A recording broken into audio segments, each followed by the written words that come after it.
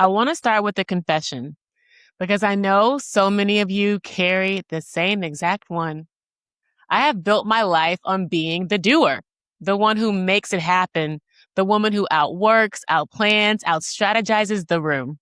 And every time my life cracks me open, the losses, the custody battle, my mom's illness, my first instinct was to grip harder, to fix it, to force it back into shape.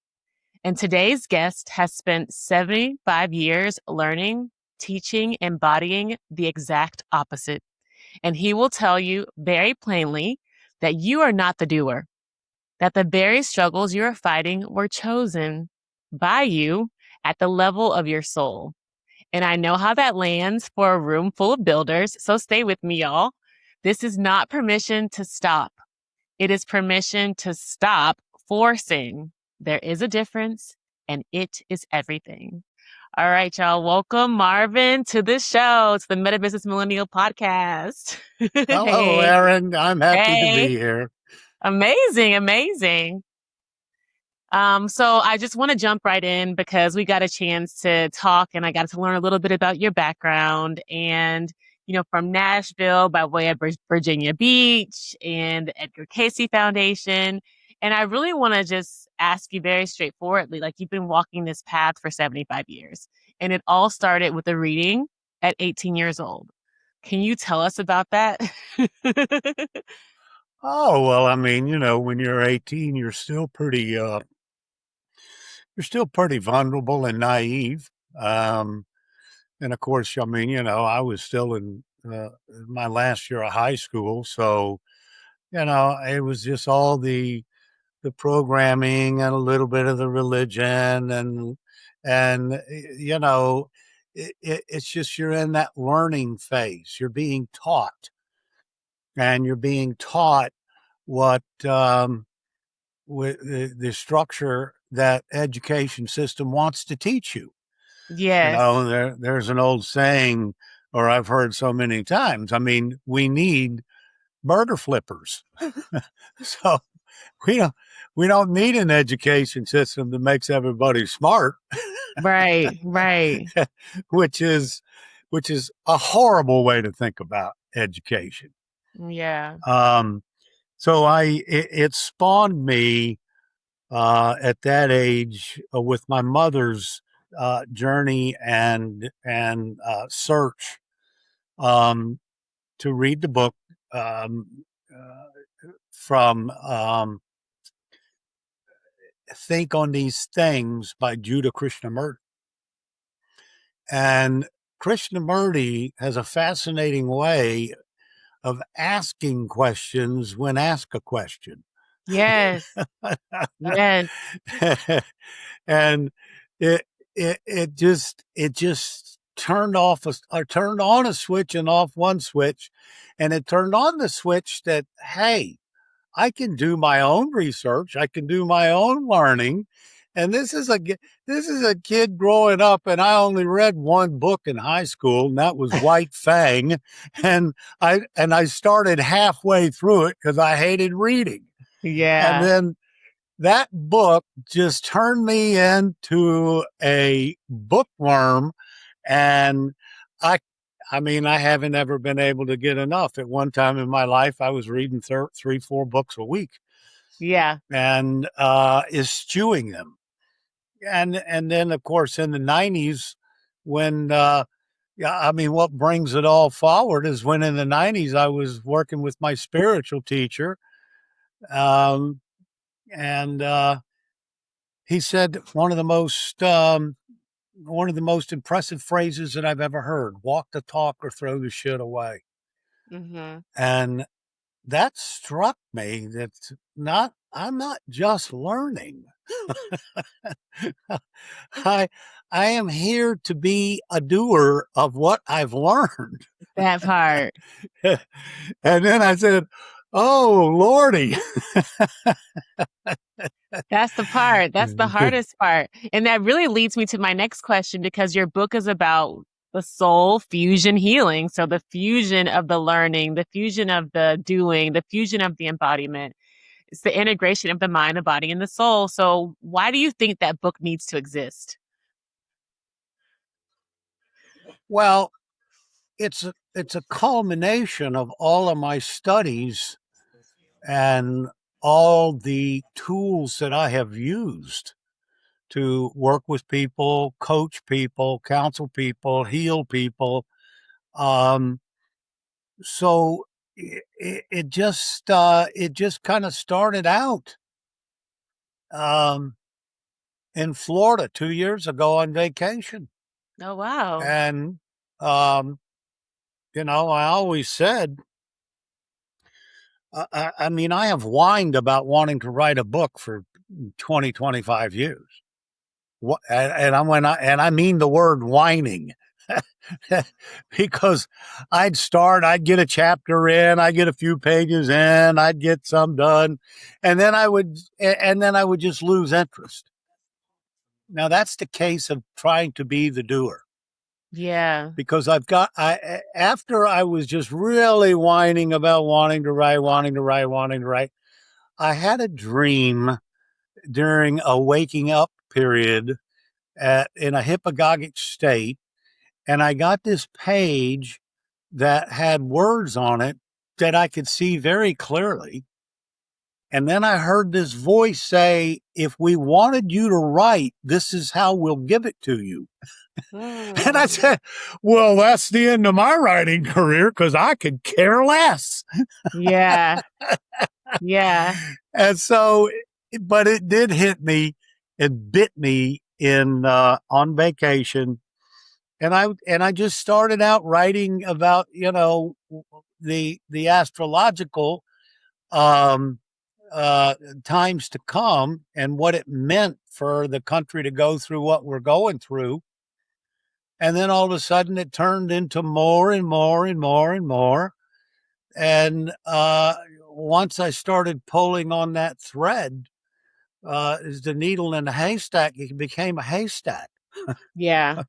And, so it leads from the place of the Hermetic principle, all is mind, all the way to quantum healing, which is the unification of your highest ability to unite with universal consciousness. And Yes. so the book wrote itself, and that's how I was guided. I don't take credit for it, and I don't take credit for if it sells, if it don't sell. It doesn't make any difference.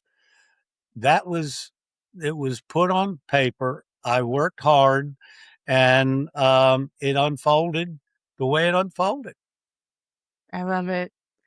And I love it because of your approach to it. Like, this is what you were called to do. You resisted it for a while, and then it came up when the resistance was less. And it flowed, but it did take work. And then you completely are detached from its performance, which, I mean, and you can feel that detachment. You're like, I don't care if it sells or it doesn't sell. People may say that, but they don't really mean it. But you do. Mhm. And I just think that that's really beautiful that you're able to walk on your path and do your work and not attach the results to it to make it something. And that's where the pressure comes in too, I have to say. I mean, you also talked about how you read the red letters as a boy. And I wanted to bring this up only because I'm been listening a lot to the Way of Mastery and the channeling of Yeshua ben Joseph, otherwise known as Jesus. And you only wanted to know what Jesus said, is what you said, and you point out that you never said read the Bible, that Jesus said never read the Bible. He says to seek.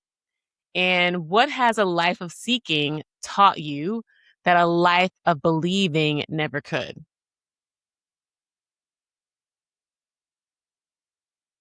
Well, when you believe, my favorite quote there comes from James Hillman, which was a very highly recognized psychologist. And he wrote the book, 100 Years of Psychology, and very little has changed. Yeah. And So one of my favorite quotes from him is, to be sane, we must, we must recognize our beliefs as fiction. Hmm. So it's never about holding on to a structure, a belief, or a dogma. It's about allowing life to unfold in its perfect way in your life, and you participating and observing and taking it in without trying to make it something other than what it is. Yeah. Let reality be reality from Lazoo. Mm-hmm. And I think, he said it as well: stop thinking and end your problems. So there's nothing to, and so, yeah, and it's tough. It's hard because, I mean, even when I teach people that, it's like their eyebrow raises. What do you mean by that? I mean, I wish I could do that. Like, I wish so bad I could do that. Well, and it's, all truth is practice. It's Yeah. just like walking the talk.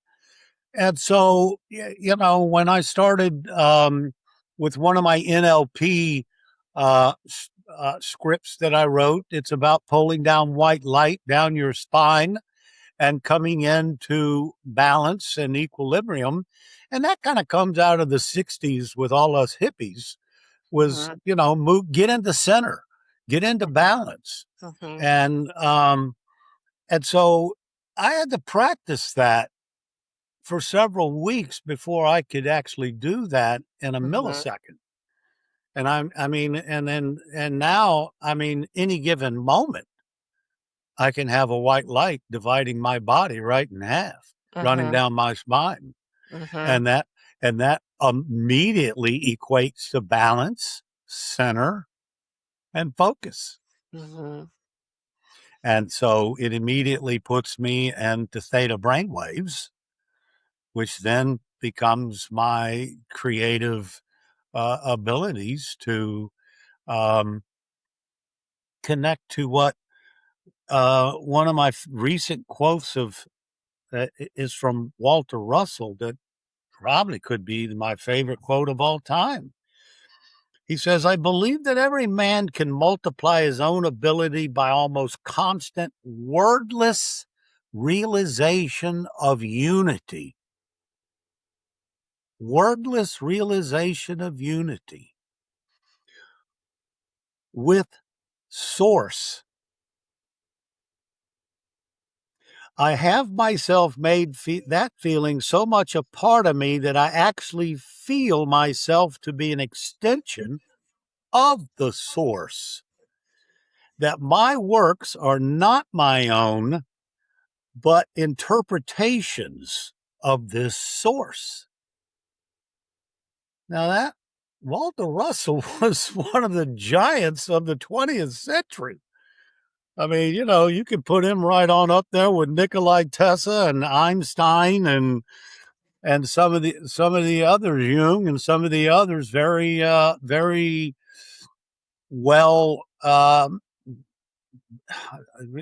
don't want to say endowed, but I mean just have big time thinkers Certainly, of highly conscious being. self realization. And I Certainly. mean that wordless realization of unity. That's what struck me. I was on a podcast yesterday with a doctor, um, and I was trying to express the concept that beliefs are fiction. That's where we get in trouble, is our thinking, because our thinking starts going into a structured belief, and then Mhm, that's the way you see reality. mhm, Well, then you're not seeing reality as it is. You're mhm, seeing it from the way you want to believe it. And mhm, that's actually the personal consciousness, which mhm, is part of the overbrain and mhm, the ego structure, as well as your physical senses, as well as your body. because they're Yes. all in cahoots of you know, however you're moving through life and experiencing. um and so you you have to try to, when you're working with a belief, that it's fiction, it's not true, Hmm. and then that allows you to stay much more in the moment. Well, I want Another to I want to build on that because we have an audience here of women entrepreneurs, likely many of them also CEOs, leaders, and you tell CEOs to their faces that you are not the doer. And oh on yeah, top I of that, have. right now you're saying like everything is fiction. So and you said that they hate it, and I'm pretty sure you're telling someone too. I don't know how the doctor received it, but I don't know if the doctor probably received this fiction statement very well either. So I want you to unpack this. You are not the doer. This fictional type existence statement, for the woman that built everything or feels like she built everything with her own two hands. Well, before you come into this life, and I've done enough regressions and taken people through the pre-life um, uh, uh, meetings, so to speak, with their teachers, guides, and angels. You are presenting your life plan at the soul level of what you're going to um, participate in this life. You're going to pick every single person you meet. You're going to pick your parents. You're going to pick the lessons that you need to experience and learn from, and that will meet with the approval of that board, so that as you enter life, your life plan is already in place. And that goes along with quantum theories now, where so many of the quantum physicists believe in that we live in a simulation. And that naturally makes sense, because also desire comes from your soul. It doesn't come from your ego. It doesn't come from you. Your desires are come into your mental concept through your soul, which is actually connected to your oversoul.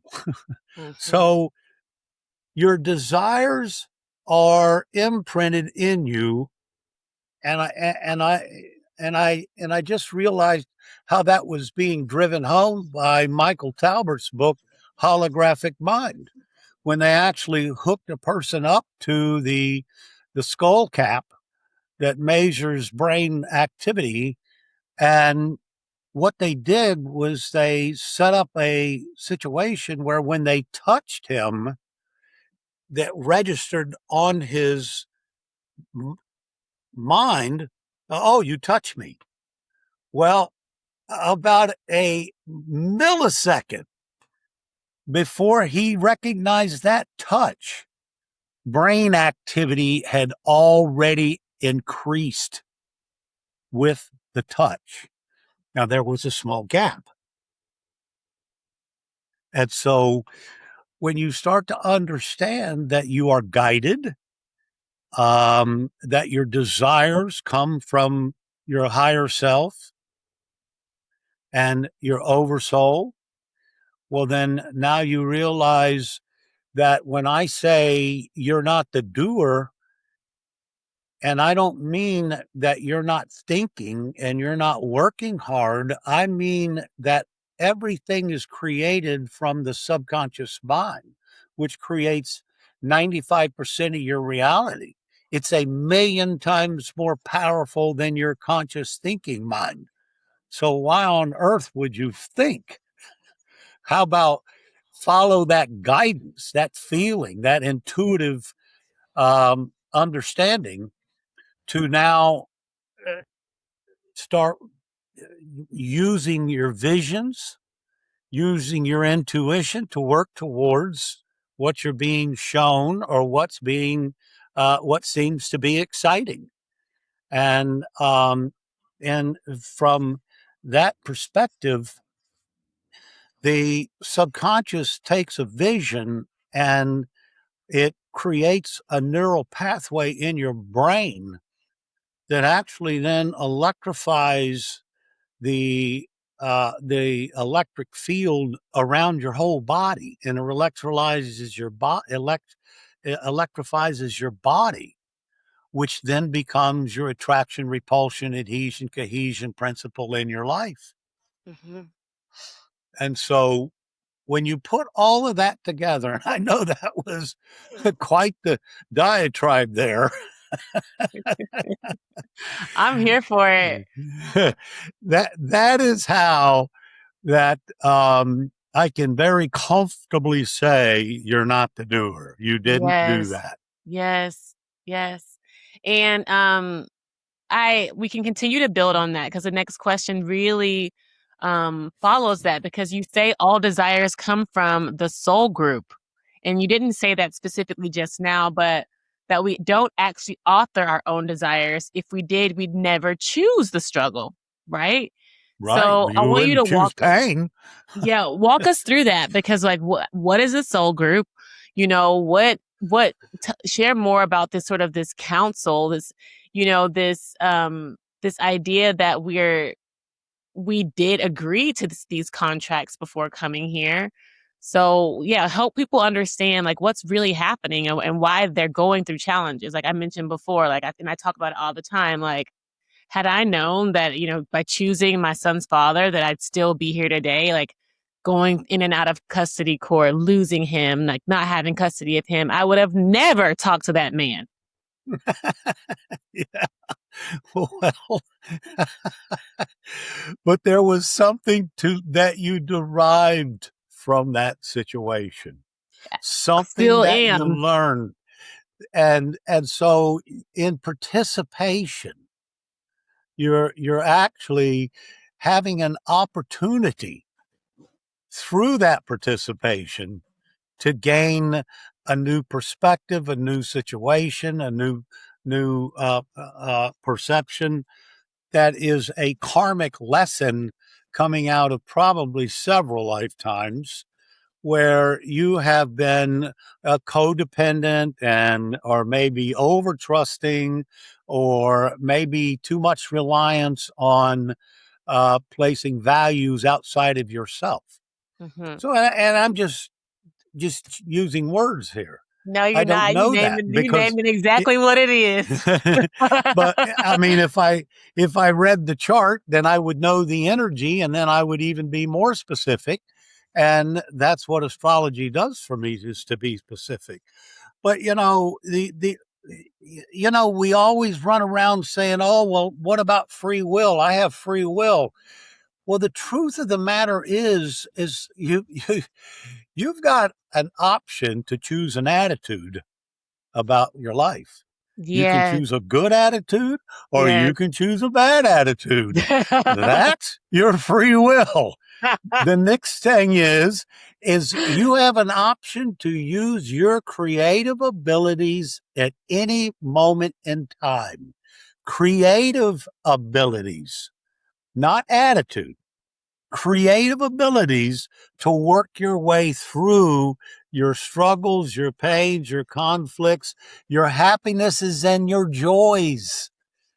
You have a when you meet Mr. Right again, you'll be a little more creative in how you're choosing them and evaluating how they enhance your life, and how the two of you can come together and be as one, Hmm. which now allows that objectivity between you and another person to Hmm. now really help you to understand the depth of what's going on inside of you Yeah. and vice versa.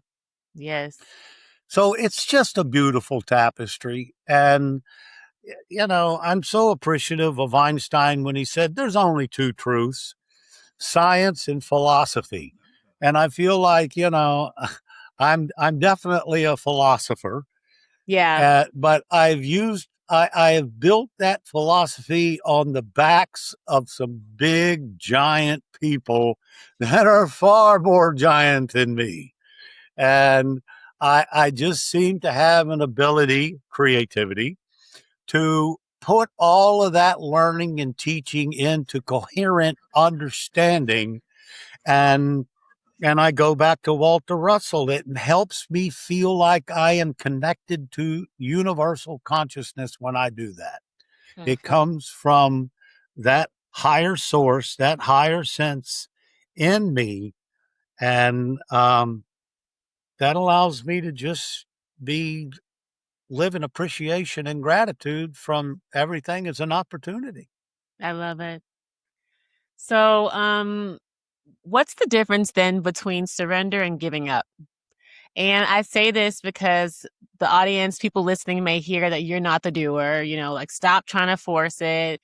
And they may panic and feel like they need to just stop doing what they're doing.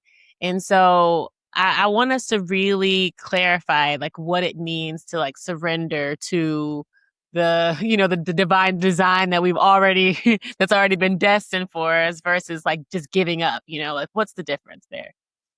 Well, I'm going to give you a metaphor that I just experienced about 3 days ago. Okay. I love it. Yeah, relationships is a feminine quality. Hmm. That's not a masculine quality at all. Yeah, we know. Um, I've got a home that I'm trying to sell that was when my mother passed. It's the estate home, and I've had to work really hard over the last 6 months to sell it, or fix it up and get it ready to sell. And I I've been finding myself um, really trying to push to get things to happen.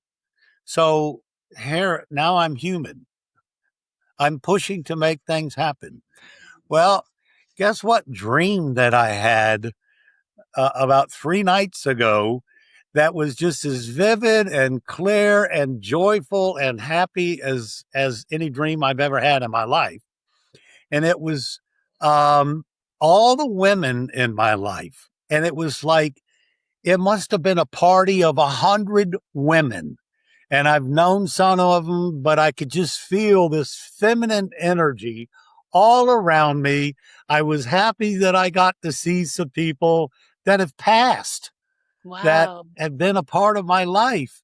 And so when I awaken, I could ask, what did that mean?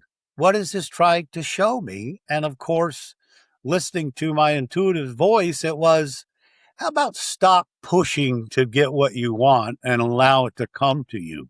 And Hmm. I thought, well, that's like writing a book. I'll be damned if I'm going to push anymore. Yeah. How Yeah. about just telling me what you want me to do, and I'll relax and just live in joy. Hmm. Yes. I don't need to worry about selling the house. I don't need to worry about any finances. I don't need to worry about anything whatsoever. Um, and so I just, that is the metaphor for how you acquiesce to the ego, to the higher self, to the soul self, is when, because the ego is going to produce, um, it's going to produce some, language that it thinks you ought to follow. It Hmm. thinks you ought to do. Hmm. You can't just sit here and wait for something to happen. Well, I'm not sitting waiting for something to happen. When something is presented to me that I need to do, well, then it's very clear. It's very impulse, and I start working towards it every day. Or Hmm. it could just mean that I work for it over the next 10, 15 minutes. It doesn't Mm. make any Or difference. 10, 15 years. Or 10 or 15 years. Yes. Yes. I love that. And, I want to just acknowledge how, just for those that just need to read the reiteration around the surrender and giving up, is that, sometimes it may feel like a giving up, because we're still dealing with that emotional attachment to control and maybe feeling like we're a failure if things aren't working out exactly the way we want them to. And that's the piece that is the surrender, is allowing those emotions, is allowing the grief of the loss of not having exactly what you want, because that is a grief, and that is the surrender. That is it. And so, because your story, the metaphor you gave is exactly on point. Like a lot of people, I'm going through a very similar situation exactly with the real estate, and there is a grief in not getting what you want and having to surrender to a higher cause, a higher plan, a divine alignment, a divine timing. And so often we want to grip to what we can control and what we want and the outcome we want. And that is what creates the resistance to begin with. So yeah, I like that. And so, a client told you that she meditates 5 hours a day and still ask, why is everything falling apart? And I get this more than anybody. And you told her to quit trying to be so spiritual. So why you say that to her? Well, because we are spiritual. We're a Yes. spiritual beings in a physical body. Yes. I like the way David Hawkins says it. I'm not the body. I have a body. Mhm. I Mhm. just told that to a smoker yesterday that's Mhm. got all these physical maladies. He's a smoker and he's got quite a few problems at 67 years old. I said, look, I'm 75 years old. I've got more pains than you could even shake a stick at. I've got more problems in this body than I've got new knees, new hip, and I've got broken toes, a torn shoulder, roller cuff. I said, I just treat the body in a way that it can last. And it's Yeah. given me the best possible opportunity to stay here in this dimension, Yes. continue to love my wife and family, continue to have joys and pleasures, so I can't focus on all of what's wrong going on with the body. I can focus on treating the body the best Mhm. way that I can. Mhm. Otherwise, even Harvard says that pain is 50% mental. Yeah. And so quit looking at the body and quit looking at your life as it's in pain. So Mhm. what? It's in pain. Yes. You still haven't up as long as I had an internist one time tell me, look, you want to stay healthy to the last 30 days, and then you can put up with anything for 30 days. Yeah. So how about just work on being healthy? And the first thing you need to do is stop smoking cigarettes. That's the most unhealthiest thing you can do. And I mean, I think I got to him a little bit about that because I'm a Okay. hard person to ignore. Yeah. And to continue with that point around the we're not the body, we have bodies, we're not the body, we're not. And so I really love this idea of you know, accepting sort of just like what is. And I practice Tai Chi. I talked about that journey with you too. And the pain too is our energy in motion, our emotions essentially. And a lot of times people don't realize that the pain is awakening. It's how we get to deeper levels. And it may be different for someone who's more senior or someone who's like in my age or my generation where the pain is more emotional, and being able to feel that pain and allow that pain, is how we get to the breakthroughs. And so I think sometimes too that's hard for people to receive. Yes, I think that, I mean, basically,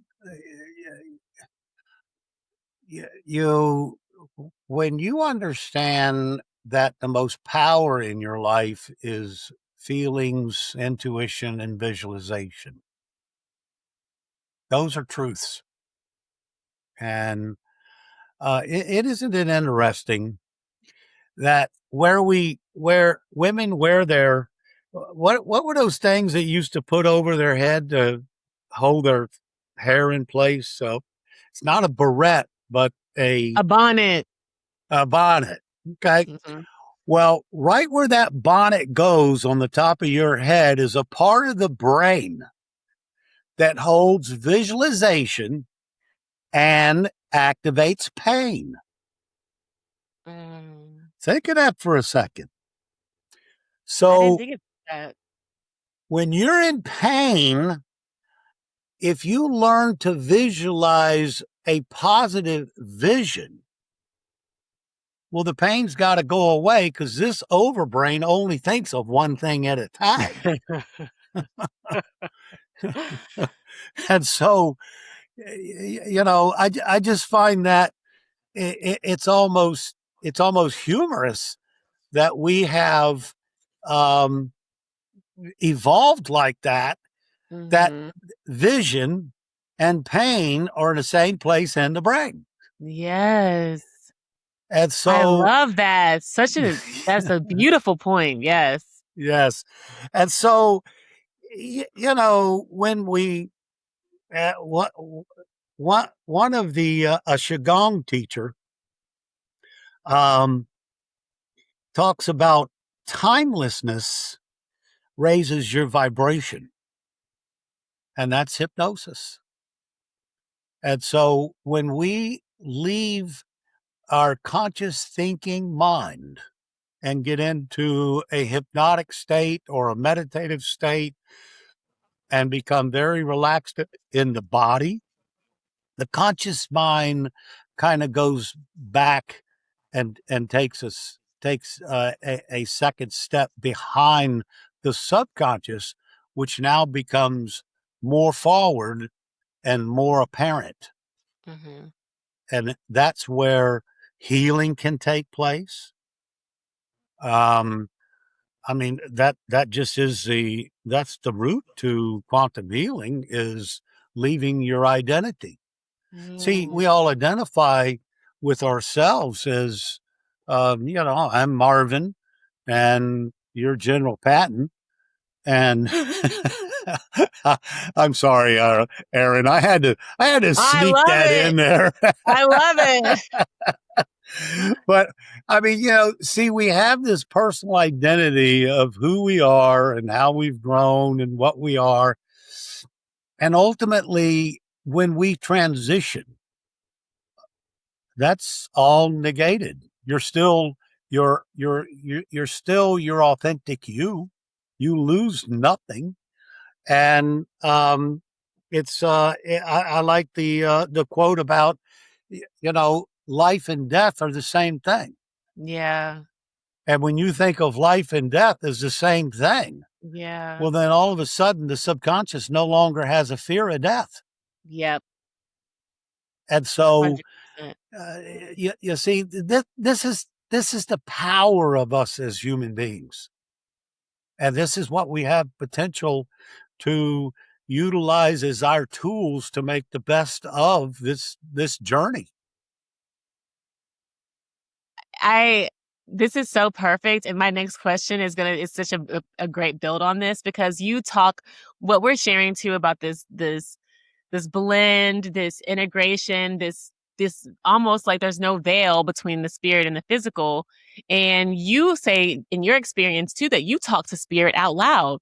Like you said, you heard your uncle. You told me you heard your uncle by the water. And a lot of times I've talked to so many people, spiritual people, not spiritual people, who've heard grandparents, who dreamt about this, who've heard these voices. And so where is the line between imagination and genuine communion, essentially? Well, I And tell you what you do. does that line even matter? I tell you what I tell people. How often is your conscious thinking mind right? Less than 50%, I would say that for sure. 30, 40%?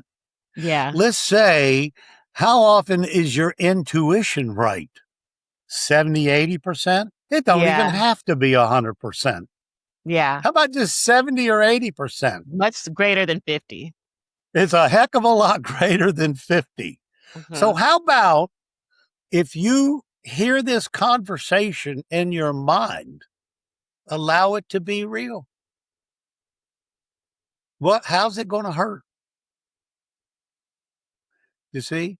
And so the thing about it is I mean, when you go into a regression, or a person is regressed into later in life or into another lifetime, they're going to see images, and you have to work really hard sometimes to get people to understand that those images, that's what I need to hear to guide you. You see? And it's unfortunate, but a lot of hypnotists that don't believe or accept the fact that of regression theory and regression into past lives, they say, "Well, you're making it up." Well, you know how many times I want people to make things up? All the time. Because the fact is you can't make things up. You've either experienced in the past, you've had knowledge of it before, but there is no making things up that are not going to have some validity at some point or some way in your life. Mm-hmm.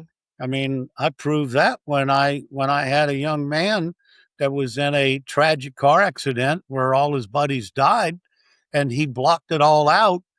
But as I was working through the regression of it, I had him start. He blocked it starting getting in the car. So I said, "Well, just think about open a car door and getting in." Okay, I got it. Okay, now think about riding down the road with your buddies. What's Mm-hmm. going on? Well, the radio's playing, and we're all joking and happy, and we're all drunk, of course. And I said, and tell me, what is the driver doing right now? Well, he's playing with the radio. Well, they hit a car head on, and then I asked him, what was he experiencing now after the accident? And he said, "Well, I see my friends are dead, and I hear an ambulance coming." Now, this all started unfolding and unwinding because I had him make up going into opening a car door. Mm-hmm. Mm-hmm. You see, so when you relax and allow what to come in, and so many times people say, "Oh, well, that's not what they want to see." I just had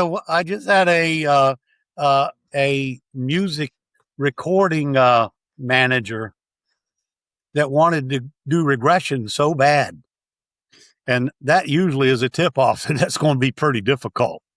Um, but I asked her to see a magic mirror and then walk up to the mirror and see her auric field around her body. What colors did she see? She says, "Oh, it's red." Well, she saw another couple colors, yellow and blue, and of course, red is red is fighting, desire, and asserting. Yellow is thinking, and so the blue is more spiritual, which she was kind of open to spirituality. And then when I brought her out into her regular, brought her back from hypnosis, she says, "Oh yeah, I saw a British coat in England when I was talking about the red." I said, "Well, why didn't you tell me that?" Because we could have used that to go into a lifetime of being in England. But you see, so often when we get images and get visions, it just seems so elusive that we want to deny it. Oh, that's not what they want. And Mm-hmm. that was my first regression back in the 1980s of Mm-hmm. being regressed. And I just laid there for 2 hours having all these pictures going on and everything. And I didn't say a word. I said, "Oh, well, that's not what he's asking for." And so, and when I got out of that regression, he said, "Well, that's what I wanted you to tell me." So that Interesting. was my firsthand experience of regression. Yeah. And of course, when I went into it the next time, I just unloaded. I mean, Yes. if it popped into my mind, I said it. Okay, so I am so glad you're talking about this because we really haven't had too many metaphysical practitioners on the show recently. So it's really good. That's why I'm really allowing you to go into depth and detail in talking about this experience. We certainly haven't had any hypnotists in a while. And I want people to really understand the power of visualization, the power of imagination, the power of connection. And I want to also dive into another aspect of your soul archetype, which is your evolutionary astrology gifts. And and a lot of people are into astrology. I myself am still understanding, and I shared my chart with you before in our intro call. And I want people to really you talk about the chart as the soul's blueprint, and we understand that more or less. And evolutionary astrology specifically talks about that soul blueprint more than just like a weekly forecast.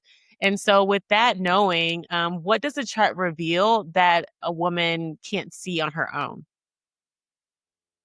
Well, it's a map of of a specific moment in time when you were born, where the energy of the universe now created a certain vibration. And I like the explanation of is when you are born and take that first breath, you take on the vibration of the universe. And so it's all is energy. That's all there is to it, Einstein. And so that energy represents certain vibrations in your life. And those vibrations now can be defined is defining of how you utilize each one of those energies in your life and how they're related to other energies that they interact with. And then that basically becomes the characteristics and the pattern of how you're using energy in your life for good Mhm, or bad. mhm, It talks about your talents. It talks about your abilities. It talks mhm, about energies that you've used very, very well. It mhm, talks about your skills, your leaderships. And it also talks about where you struggles, where your conflicts are created by your own mind, where you've created those conflicts because you haven't used that energy in a positive way. You've mhm, had misperceptions and perspectives about that energy. And so if I can help a person understand where they're coming from and from past lives and what that emotional patterning is and what you're trying to accomplish on a soul level, well then that if it's like if we knew where we were going we would get there. yeah, yeah. And so that's how, for me, how spiritual astrology works. You know where you're going. And then you also are going to know what needs to be transformed. Where was your errors in that energy and use of that planetary energy and vibration? And when you know that, I mean, I don't tell people, um, I mean, do a reading, I'll ask, is this right? Do you agree with this? Yeah. Because I'm not the Wizard of Oz. I'm giving you the benefit of reading about well over 10,000 people. And so I get a pretty good idea of how that energy is manifesting. He's very But good at I that, other want guys. your input in saying, yeah, that's true. That's Yep, right. yep. And of course, we have a psychological studies um, from and how that energy is manifesting. Mhm, And so maybe some of the negatives are not everything, every one of those psychological examples, but maybe some of them are. I said, well, throw away the ones that aren't, and let's focus on the ones that are correct. Mm-hmm. And so there is no other genre. There is nothing else that has a language that astrology has around energy. So Mm. we understand a variety of energies from the Mm. center of this solar system all the way to this solar system that we're in, and all the planetary energies and all the so many. I mean, astrologers. Yeah, I mean, you literally could have hundreds of ways to define a human being through the variable energies that are in a map, or in the time of your birth, or in the moment of your birth. So And good. so, basically, I'm reading probably about 15 energies when I do a chart reading. I don't see any point in going that any deeper than that.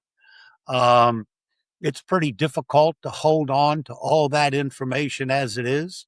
I mean, Mm-hmm. when I was studying astrology with a group back in the 80s, we could put a chart on the board and describe it and define it for months, Yeah. and how that character was playing out, and the conflicts and the opportunities um, that a chart reveals. And I mean, Yeah. and to make that clear, a chart just doesn't reveal all the negatives. It Mm-hmm. reveals the positives as well, where Mm-hmm. your talents, tools, and abilities are, very Mm-hmm. specifically. Mm-hmm. And so um, it's a magnificent tool. It's the best language there is available to us on everything, all science that we know. I No love it. science knows as much about energy as an astrologer. Astrology. That is such a beautiful way to articulate astrology as the language of energy. And you are absolutely spot on this. And that's exactly how I've been using it. The tool I've been using it is why am I feeling this way? What's happening cosmically that's moving through me this way? And like, again, our emotions, our energy in motion. So if you're feeling a little bit sadder today, or if you're feeling much more confident today, it likely has something to do with the way that the planetary system's moving with your energetic body. So that's just such a beautiful way to articulate what astrology is. And on our first call, you didn't remember it, but you read my notes in about 90 seconds, literally.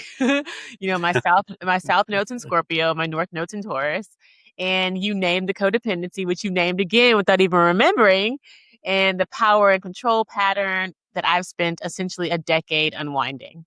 And for someone who's never had that mirror held up to them, what opens when they start to finally see that blueprint? So for those that may be new to astrology or interested in coming to it, please explain that for her. Well, if you accept what is being presented, and I'm not talking about pop astrology. I'm not talking about bubblegum astrology, because after 50 years, a lot of astrology is pop and bubblegum. Yes. Um, and that's why I preface it as a spiritual astrology, because I come from a universal consciousness when Mm-hmm. I'm channeling astrology. Mm-hmm. So when it's spot on and it triggers something within you, Mm-hmm. well, then it's correct.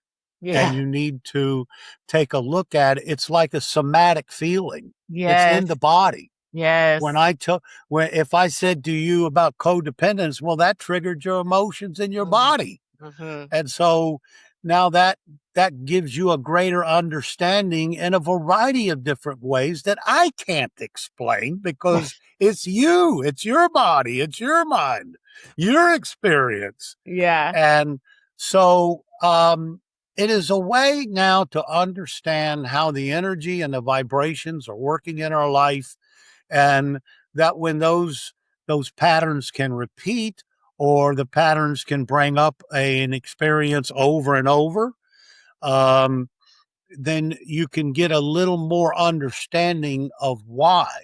And if I said to you, if you were codependent, then your immediate need would be to try to be more individualistic, more value oriented, of your own authentic values and nobody else's, and no feedback from the outside world. So that way Exactly you where can I'm at right now now. that way you can now utilize a reading, and utilize that what astrology is showing you and helping you to understand Mhm. about yourself. About myself. Well, I got one more question and then we're going to go to the lightning round. So, you said something that stopped me, and I think this is going to be really powerful for so many listeners, that women are coming into their power. And this is a global phenomenon in truth. And the pendulum is swinging. And the chaos women are moving through right now is the birth of that organized power, essentially. So Mhm. I want you to say that to the woman who feels that she's drowning in chaos, not rising in it. Well, we all have to have, and we all within ourselves, whether we're a man or a female, we have both masculine, feminine qualities within ourselves. And the feminine quality is always relationship oriented, foundational oriented. The feminine quality is where we get visions. You know, man has built this world based upon the visions of the woman, Yes. in all Yes. honesty. Yes. And so when when the structure of culture and society starts um, o- overwhelming who you are, we're supposed to work harder to make more, to to to do, and so forth, and that's where we're out of balance. And so I would say it's a balance thing for women to Mm, realize their power is, I mean, the bottom line is they have the power to bring forth life. yes. I mean, how much more powerful can you be? And To so bring forth, eh, create, nurture, teach. we've been male dominated for about 2,200 years, and that time is coming to an end. Yeah. You're moving into a different age, and that age is going to be dominated as humanitarian, as much more of equality, Mhm. and much more reliance on intuition. And so the future is much going to be a much more of a feminine aspect, even if Aquarius is a masculine aspect, it still has the feminine quality. So Aquariuses can be highly intellectual, but they also can be highly logical. And so we're moving into an age where the future is going to so far surpass where we are. And as we become more equality oriented, admitting truths about society we've built, as long as we move more towards um, equality and balance with the masculine feminine, well, then the feminine is going to realize their place in this realm, in this world, is is equally powerful as men. And I mean, I think that for me, the men in this world are falling way short of the men I grew up with. Men aren't so men anymore, and That that's part. probably a good thing. And Yeah. so there is a lot of um, men are becoming more second guessing of themselves Mm-hmm. and start admitting feelings. Mm-hmm. That wasn't acceptable in the 60s. Right. you know a little boy fall down and mommy pick you up and says, oh, that's okay, honey, it's just a little scratch, you'll be all right, it's just a boo-boo. And then if they pick up a little girl and go that, oh, sweetie pie, oh, it's okay, you'll be okay, mommy love will hold you. I mean, how come there can't be that kind of nurturance all the way around? Yeah. So, and I think that there's been almost a be a man. Well, what the heck does that mean anymore? I know. I know. And I so I love this. think that women have to realize their power and realize out of chaos comes organization. And the whole world is in chaos right now. And especially this country is in chaos, being mapped out by the crazy man that's leading it. And he's leading it as a purpose, and he's a reflection of this society, of this culture. 100%. And so 100%. we need to not just um, uh, um, we need to not just look at him to as a from a negative aspect, but realize that he is playing a role for 370,000 people. That we now in the 250th year of the birth of this country, Mm-hmm. that we need to change Mm-hmm. some of the fabric and the construction Mm-hmm.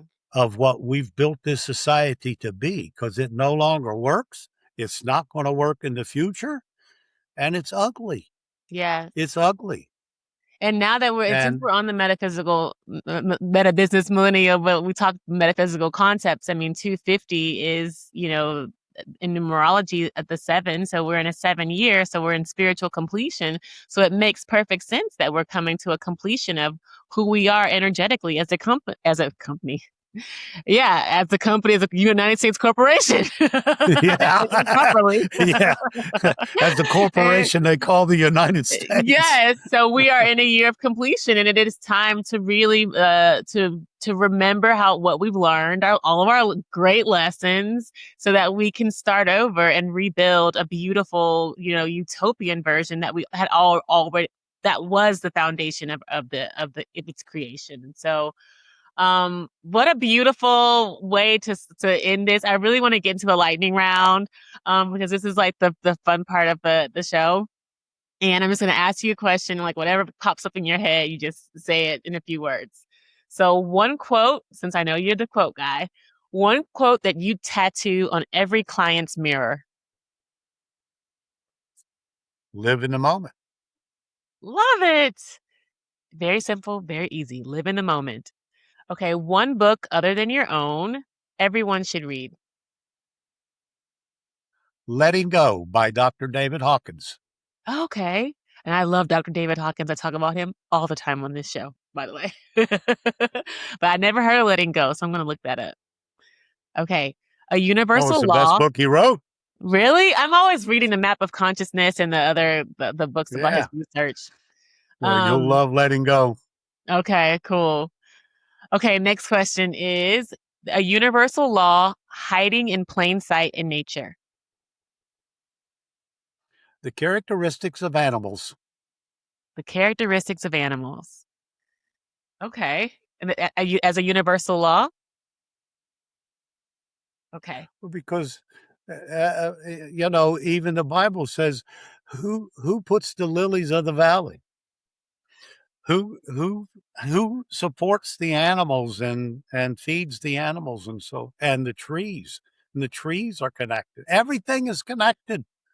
And so who does that? The universe. And when Yes. you read the characteristics of animals, you're reading a message that they're sending you because they just showed up in your life. Mm-hmm. I love that. Insects too? Everything. Everything is the universe. The one that I smashed in my house yesterday because he flew in my house and it scared me. So I'm smashing him with the broom. Yogananda told some workers one time, they said, well, there's always these flies and gnats around and everything. And he says, they're just trying to keep moving. I love that. I love that. Okay. So finish this sentence. The most spiritual thing a woman in business can do is live your excitement, follow your passion, and let go of the outcome. I love it. I love it. Okay. So call back. So are you the doer? Never. Okay. Well, this was the perfect way to wrap up our call. We're never the doer. We follow our dreams. We live in the moment. We embrace the excitement, and we pay attention to all that's around us. And so I just want to thank you so much, Marvin, for being on this show, for giving us so much of your time, and also just let people know how we can find you, where we can get your book, and potentially work with you. Well, you can go to soulfusionhealing.com, and all of my sites are in there. You can reach me from there. You can put Marvin in front of Soul Fusion Healing and send me an email. You can get to me through astromarv.com. Put Marvin in front of that, and you can email me. And you can get me through blhypnosis.com, which is the hypnosis website.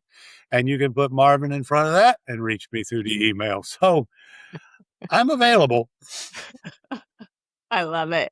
Well, there are many ways to reach Mr. Marvin, and we'll be sure to include, if not all of them, a few of them in the show notes that you can click into and check out his work. And I just want to thank all of you who made it this far, because usually our shows are not this long, but I just was really enjoying this conversation and all the gems that Mr. Marvin had to share with us, and his life experience and the breadth and the depth of his soul contributions to this plane. And it's really worthwhile to engage in this level of communion, and being able to share that with the collective. So I mean, if you're not here physically, I know there's so many in the non-physical that are enjoying this conversation too.